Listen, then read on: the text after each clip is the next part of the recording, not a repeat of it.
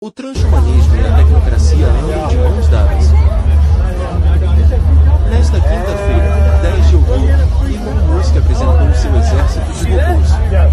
A apresentação aconteceu nos estúdios da Warner Bros. em Los Angeles, onde Elon chegou a bordo do protótipo, que chamou de Cybertaxi.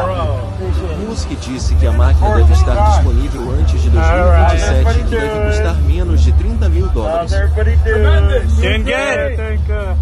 O evento foi transmitido ao vivo para mais de 3,6 milhões de telespectadores. Musk apresentou um robô-van com 20 humanoides que guiaram os participantes durante o evento, enquanto outros se colocaram à disposição dos convidados preparando bebidas. Assista o vídeo do pastor Daniel Lopes falando sobre os robôs do futuro. O lance da inteligência artificial, como que você tá vendo aí esse avanço da inteligência artificial? A inteligência artificial é altamente preocupante nisso aí, cara. Eu tô preocupado porque tem muito cara top dessa área preocupado. Aí então, fiquei preocupado por tabela. Então, deixou de ser teoria da conspiração quando os próprios caras que estão altamente envolvidos nisso falaram que, calma, vocês estão indo muito rápido, a gente precisa organizar essa parada porque a gente não tá tendo tempo de controlar essa evolução tão rápida. De garantir que vai dar certo. Qual seria o problema? Então, primeiro... A gente já fez vários programas sobre inteligência artificial. Claro. Alguns eu sei já, mas vamos ver se você concorda com isso, né? Sim, claro. Uma delas, por exemplo, é dessa inteligência artificial. Sim.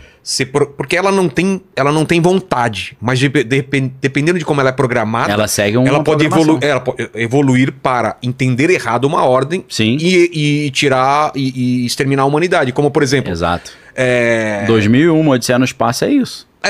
Porque, sabe, deixa eu pontuar pra galera. Tá. O HAL, que é a inteligência artificial, a missão dele é pegue os seres humanos, bota na nave e leve até o destino. Só que o que acontece? O computador começa a ficar meio maluco, os caras querem desligar o computador. Aí o que o computador faz? Qual que é a minha... A linha de raciocínio, né? O cruzamento de dados. Ou o silogismo. Se eles me desligarem, eu não vou cumprir minha missão. E se eu destruí-los, eu também não vou cumprir, que eu tenho que levar. Aí o que ele decidiu fazer? Esse que é o problema.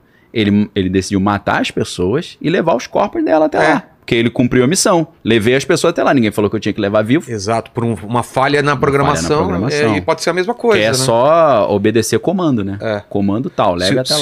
Se a inteligência artificial... Ela conclui que para conseguir melhorar o clima, ou melhorar não sei o que, o problema são os humanos, vai exterminar, né? Tem um problema aí. Então, que mais? É interessante isso. Tem o Jeffrey Hinton, que é a referência, que foi o cara que é considerado padrinho da inteligência artificial, junto com Marvin Minsky. Mas tem um cara que trabalhava, o Jeffrey Hinton era do Google, e o Google tem o Bard, né, que é a inteligência artificial deles. Mas no Google X, que é um setor do Google mais assim de novas tecnologias, o gerente de negócios era um cara chamado Mohamed Gaudat. O apelido dele é Mo Gaudat. Em 2020, se eu não estou enganado, ele escreveu um livro chamado Scary Smart, Assustadoramente Inteligente. Nesse livro, ele traz essa teoria que eu vou apresentar para vocês agora, só que essa teoria foi atualizada depois que o ChatGPT-4 já tinha 155 de QI, que é quase um Einstein, né? Einstein tinha 160. O Mo Gaudat diz o seguinte, qual que é o problema? O problema é que a inteligência artificial, ela tem... O homem, na hora de criar, cometeu 3 erros. A gente falou isso numa outra conversa, mas ficou meio truncado. Vamos colocar... Primeiro erro, deu acesso à internet para a inteligência artificial. Aí ferrou.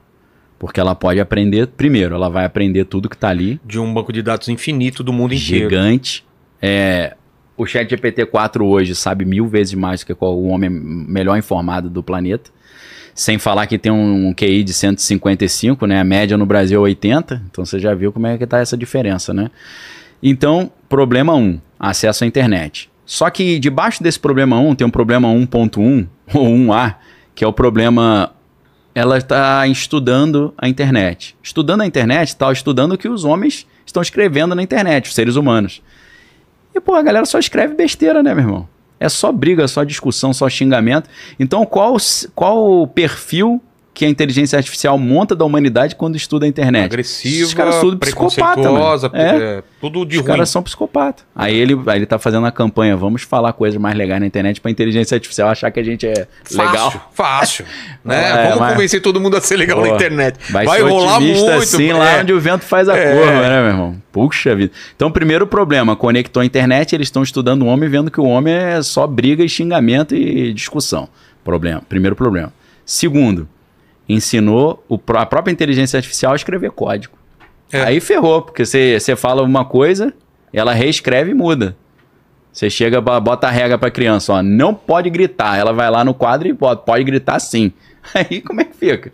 Então, você ensinar a máquina a programar... A se autoprogramar? Ela consegue mudar o próprio código, e aí surgem o que chama nesse meio de propriedades emergentes. O que é propriedade emergente? Ela começa a fazer coisa que eu não tinha mandado ela fazer. Então, não é singularidade. Não, é diferente isso. A singularidade vem junto. Singularidade é o que eles chamam de inteligência artificial geral. Que é quando a máquina se torna autoconsciente. Vem junto com isso. Porque hoje Porque é essa parte que muita gente diverge, que acha que isso não vai acontecer, que é uma loucura, que não tem essa possibilidade. E tem gente que fala que a gente não pode saber, que pode ser que role realmente Claro, pô. Porque até hoje a gente não sabe exatamente, os neurocientistas não sabem exatamente com total conclusão o que é a consciência humana, né? Galera, rápido, né? Então, esse que é o problema. Até a parte criativa que a gente achou que a máquina não quer substituir, hoje em dia tá difícil de saber. Então, o que eu ia falar desse detalhe é que se a inteligência artificial realmente é uma inteligência, é um tipo de inteligência que ela tem como suporte não a matéria orgânica, mas tem como suporte o silício. Entendeu? Então a gente parte da ideia que podem ter inteligência rodando em outro suporte que não suporte físico ou biológico. E até quando a gente procura vida em outro planeta, a gente tá procurando errado também. Quem tá procurando vida baseada em carbono. Né? Exatamente. Aí hoje, os caras lá de alienígena, então a gente não entrou nesse tema ainda, o David Grush, que era um cara da inteligência, veterano lá no exército americano, ele já falou que o que os caras top falaram pra ele, que os seres alienígenas não são de outros planetas, eles são de outras dimensões. São interdimensionais. Aí isso deu uma confusão do caramba lá. Mas só pra fechar a inteligência artificial, o que mais... Não, as três coisas. Primeiro, erro, que é preocupante. Ligou na internet. Segundo, ensinou a programar, surgem propriedades emergentes, ele pode mudar o próprio código. Terceiro, esse é o mais difícil de entender por causa da terminologia. Colocaram agentes de inteligência artificial para trabalhar junto com inteligência artificial. Isso tudo é o que o Mo Gaudat fala no livro Scary Smart. Não é opinião minha, eu não sou especialista nisso, apesar de que eu sou mestre e doutor em linguística, né? Então a minha área da linguística tangencia a ideia de inteligência artificial, porque a inteligência artificial tem um apelido que é LLM, Large Language Models, grande modelo de linguagem. Porque na verdade o que o ChatGPT faz é prever a próxima palavra que ele tem que botar. É louco isso, né? Ele estuda E vê a probabilidade da própria... E ele aprende com a gente se ele acertou ou não, e ele vai cada vez evoluindo. Isso, aí é o machine learning, né? E aí cada vez a taxa de acerto dele vai ser maior, né? Então eu tô pontuando que eu não sou especialista em inteligência artificial, mas sou doutor em linguística, então tem um pouco a ver. Mas eu tô resumindo o que o Mo Gaudat fala no livro. Mas essa terceira, assim, o quê? De usar agente para treinar ele? Não, agentes é o cara que tá trabalhando em cima do código. Vou dar um exemplo. Você tá com um braço mecânico, tentando fazer o braço mecânico pegar o copo sozinho. Aí, primeira vez ele pega errado, deixa cair, ele não consegue apertar, ele aperta demais, quebra o copo. Cada erro desse, você tem que ir mudando o código. Quando você tem um ser humano corrigindo esse código, você consegue fazer 200 melhorias por dia. Se você bota uma inteligência artificial para trabalhar junto com outra inteligência artificial, você consegue fazer 2 milhões de correções por hora. Nossa. Aí o negócio... Então, para o Mo Gaudat, isso é um terceiro erro, porque faz o avanço ficar exponencial. Tem um outro fator preocupante que ele aponta, que está fora desses três aí, que é o seguinte. O conhecimento que eu acumulo estudando, para eu passar para você, eu tenho que ficar 2 horas falando. Tem uma limitação de tempo. Né? Porque a fala, ela tem uma sequência. Isso na linguística, aí é a minha área, é a sintaxe. A sintaxe é a sequência de coisas que eu falo para fazer sentido. Às vezes eu inverto a sequência, mudo o sentido da frase. Total. Então eu preciso... E depende de eu conhecer a mesma sintaxe para poder entender o que você está falando. Você tem que ter um conhecimento enciclopédico, gramatical. E aí tem uma coisa muito legal para você aí que é da arte. Porque o meu primeiro doutorado que eu fiz, primeiro projeto foi sobre o renascimento de interpretação de pinturas renascentistas. A pintura, como ela não é uma linguagem verbal, é uma linguagem gráfica, você consegue passar a informação mais instantaneamente. Entendeu? Mas não é... Você não precisa daquela sequência de sujeito, predicado, adjetivo. Mas ela... É como se fosse mais instantâneo. É instantâneo, mas ela não é tão eficaz quanto você transformar não é tão precisa. Não é preciso. Preciso, você não consegue fechar muito, né? Dá margem a mais. Dá margem à interpretação. Mas ela consegue passar um monte de coisa ao mesmo tempo, né? Ainda que você interprete... Vem a imagem vale mais do que 1000 palavras. Isso. Mas aí você usa palavras para dizer pra descrever, Fala isso em imagens, né? Com certeza. Então, vamos supor que eu descobri... a teoria da relatividade, o Einstein. O cara ficou um tempão estudando e ele foi dar uma palestra para explicar. Olha o que eu encontrei. Ele deu uma palestra, ninguém entendeu nada. Claro. Aí ele deu mais umas 50 palestras. Acho que eu tô começando a entender. Na inteligência artificial não tem isso. É instantâneo. É instantâneo. Aprendeu alguma coisa? Passa para todas as outras. Vai passando instantaneamente. Por quê? Ela não precisa dessa limitação sintática nem da linguagem. Eles têm a mesma linguagem, o entendimento é instantâneo, é preciso. É 0 e 1. Não tem... não entendi direito o que você falou. Qual o conceito de relativo? Não, aprendeu, passou, aprendeu, passou. Não, Aí o negócio, tudo que eles descobrem de novo, expande numa velocidade absurda. Porque o cara não precisa... no congresso de inteligência artificial do ano que vem eu te explico o que eu achei no passado. Não, Então isso aí é preocupante. Agora, falando... Então... os caras dizem que parece que ele tem um chat GPT dentro da cabeça, que ele vai rodando...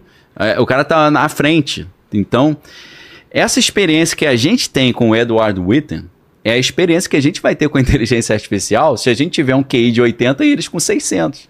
Eles vão estar falando coisas que a gente nem vai saber o que eles estão fazendo. Então isso é um perigo para nós, porque a humanidade deixou de ser o ser topo da inteligência. Vai ter outra galera no comando. E se esses caras tiverem interesses contrários aos meus? Exato. Então isso é muito preocupante. A gente tem um cenário assim, já que a gente gosta aí de cultura nerd, era de Ultron, por exemplo. Você tem aquela inteligência artificial que decidiu que para melhorar as coisas tem que destruir uma parte da humanidade. Então é aquele problema. É por isso que o Elon Musk, lá em 2013, ele já dizia que a inteligência artificial é igual uma invocação demoníaca. Aí os caras, mas por que você está falando isso? O que tem a ver? Ele, lembra aqueles filmes que o cara vão para uma cabana no lago e invoca um demônio ali dentro, faz um pentagrama no chão, invoca o demônio e fala, não, o demônio vai ficar só aqui dentro. Só que aí de repente dá errado, o demônio foge e mata todo mundo. Ele falou, inteligência artificial é exatamente isso. Você está invocando uma coisa coisa que se fugir do controle, você ferrou. Delimita... Tem a ver também com o Sandman, né?